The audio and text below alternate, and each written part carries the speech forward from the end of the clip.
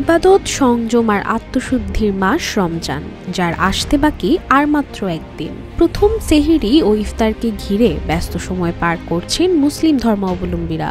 এদিকে বাজারে রয়েছে ক্রেতাদের উপচে পড়া ভিড়, ইফতার ও নিত্য প্রয়োজনীয় পণ্য কেনার ধুম।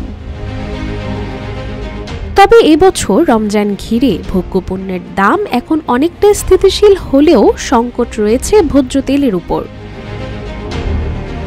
বাজার ঘুরে জানা গেছে, রমজান উপলক্ষে প্রতিটি নিত্যপণ্যের দোকানের সামনে রয়েছে ব্যাপক ভিড়। দরদাম করে পণ্য কিনছেন ক্রেতারা। তবে বাড়তি চাহিদা তৈরি হলেও এবার অনেকটা স্থিতিশীল ছোলা, খেজুর, ডাল, পেঁয়াজ, রসুন ও চিনির দাম।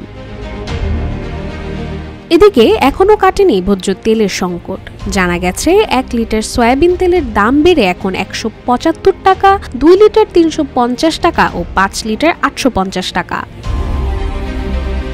অন্যদিকে বাজার ঘুরে দেখা গেছে, রোজা উপলক্ষে দাম বেড়েছে মাছ মাংসেরও। কেজিতে 20 টাকা পর্যন্ত বেড়েছে ব্রয়লার মুরগির দাম।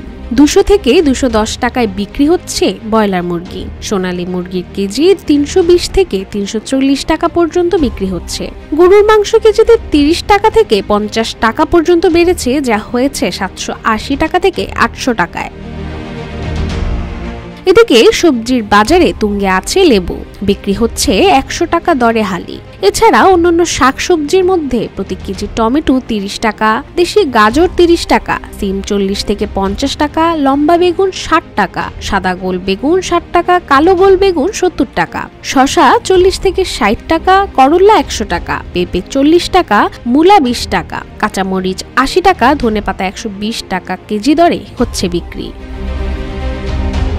তবে ক্রেতাদের মতে অন্যান্য বারের চেয়ে এবার কিছুটা স্বস্তিতে রয়েছে রোজার বাজার। এদিকে বিষয়টির সঙ্গে বিক্রেতারাও হয়েছেন একমত। বলছেন, হুট করে এবার বাড়েনি কোনো কিছুর দাম। রাশিকা হোসেন, রূপালী বাংলাদেশ।